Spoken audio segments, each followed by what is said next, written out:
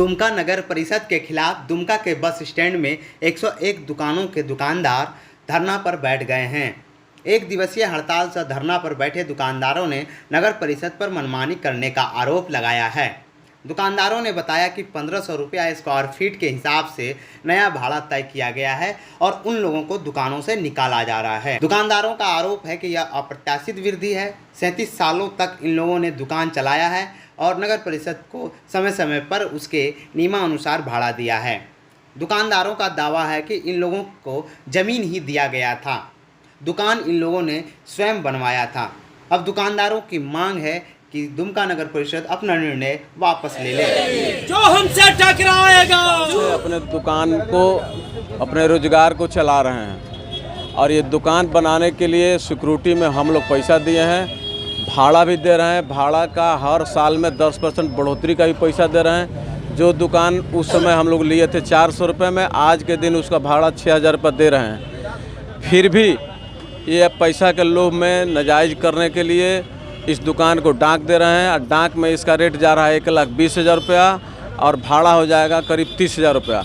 तो इतना हम लोग 37 साल अपना जवानी इसमें गुजार दिए हैं। अब बुढ़ापा में ये दूसरा को दे करके दुकान ले रहे हैं, जबकि हम ऑलरेडी, हमारा एग्रीमेंट कैंसिल हुआ नहीं है, हम ऑलरेडी अभी इस दुकान में हैं। तो ये तो सबसे गलत बात है कि एक आपके यहाँ भड़दार रहे तो भड़दार को हटा करके दूसरा भड़दार को आपको रखना पड़ेगा, कि पहला भड़दार को रखे हुए फिर दूसरा को एग्रीमेंट कर रहे हैं।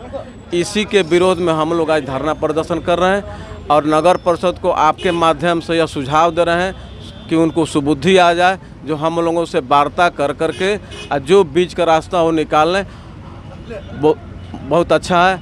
नहीं तो हम लोग इसी प्रकार का धरना उनके द्वार पर, उनके नगर परिषद के मुख पर बाल बच्चा और परिवार के साथ अनिश्चितकालीन धरना देंगे। कितने दुकानदार प्रभावित हुए हैं? और 101 दुकान प्रभावित हैं प्योर, जो अपने जवानी इस दुकान में खपा दिए हैं और बुढ़ापा में आज हटाने का काम कर रहे हैं।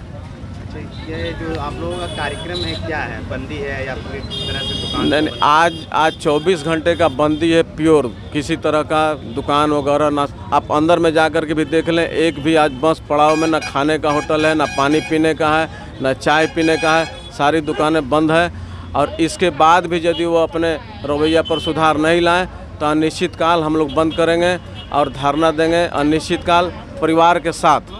आपकी ये जो मांगे हैं वो नगर परिषद से है या झारखंड सरकार से? नहीं, अभी तो तत्काल नगर परिषद से ही है, झारखंड सरकार को पता है नहीं।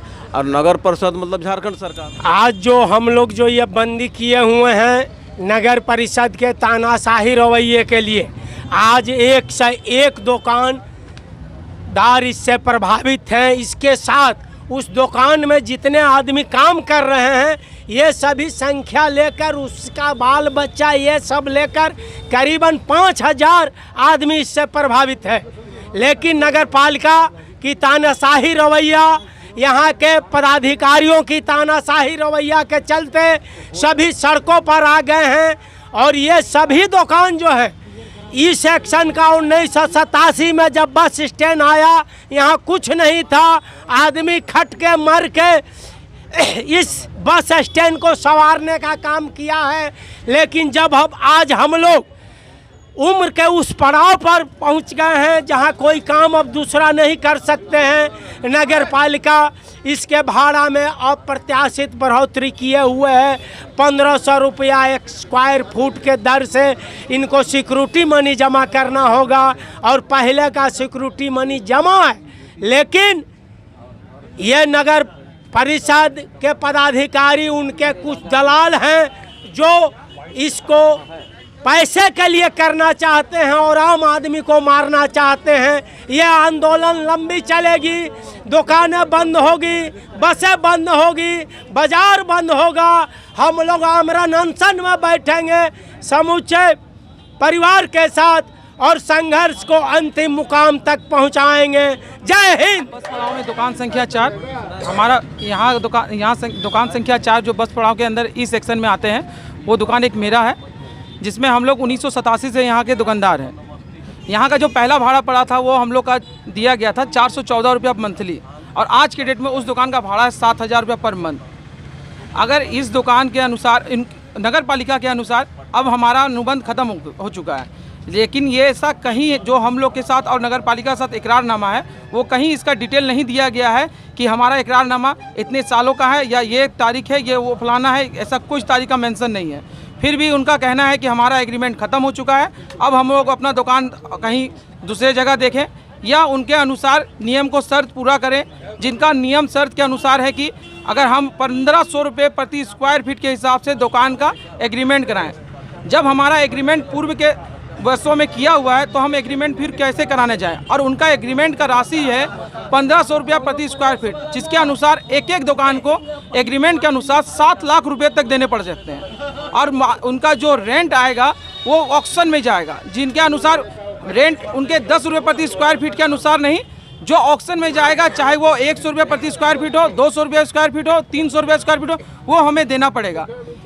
आज के दुकानदार की स्थिति ऐसी नहीं है, वर्तमान समय में दुकानदार के अंदर के दुकानदारों को स्थिति ऐसी नहीं है कि हम उतना रेंट दे सकें। इसका यही तर्क बनता है कि हम लोग रोड में आ जाएं और ये लोग अपने मनमानी ढंग से दुकान चलाएं, अपने एग्रीमेंट को पूरा करें। इस समय स्टैंड की स्थिति बहुत नाजुक, गड्ढा गुड्ढी है, बहुत सारा प्रॉब्लम से रह के यहाँ के दुकानदार उस पर अपना किसी तरह जीवन यापन किए।